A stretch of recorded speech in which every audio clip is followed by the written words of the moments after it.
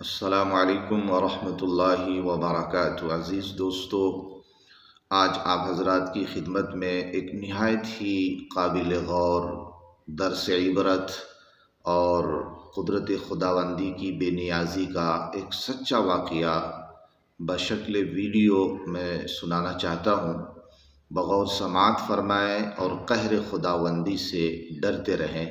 چلیے ہم ویڈیو شروع کرتے ہیں۔ آپ اسکرین پر سماعت فرمائیں، دیکھتے ہیں کہ ہم میں سے کتنے آدمی اس سے عبرت حاصل کرتے ہیں۔ یہ ارب پتی سعودی تاجر عدنان خشوگی ہیں جو مکہ میں پیدا ہوئے اور جن کے پرکھوں کا تعلق ترکی سے تھا۔ 70 اور 80 کی دہائی میں ان کی شہرت اور دولت کا اتنا چرچا تھا کہ شہزادیاں اور شہزادے ان کے ساتھ ایک کپ کافی پینا اپنے لیے اعزاز سمجھتے تھے۔ جب وہ کینیا میں موجود اپنے وسیع و عریض فارم ہاؤس میں چھٹیاں گزار رہے تھے، ان کی کمسن بیٹی نے آئس کریم اور چاکلیٹ کی خواہش کی۔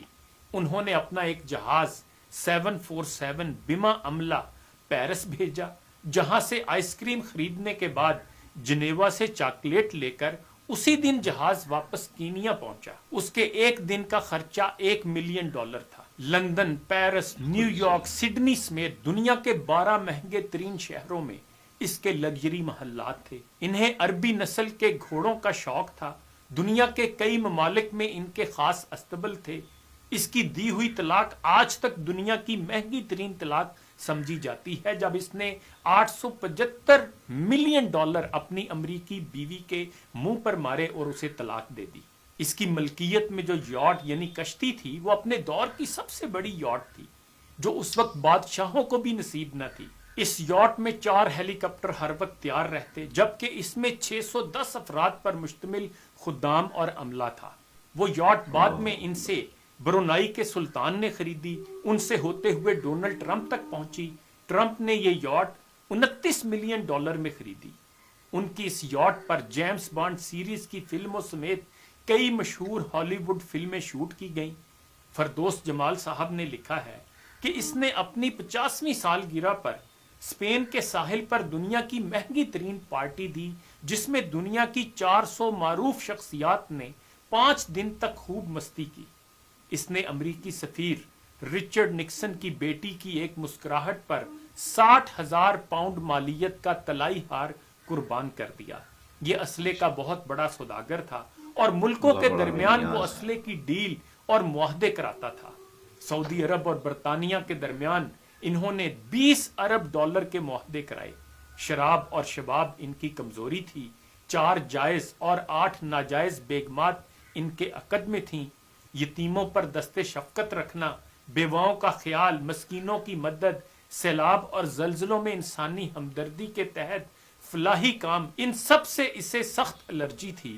ان کا یہ جملہ مشہور تھا کہ آدم علیہ السلام نے اپنی اولاد کی کفالت کی ذمہ داری مجھے نہیں سونپ دی ہے۔ 80 کی دہائی میں وہ $40 ارب کے اثاثوں کا مالک تھا۔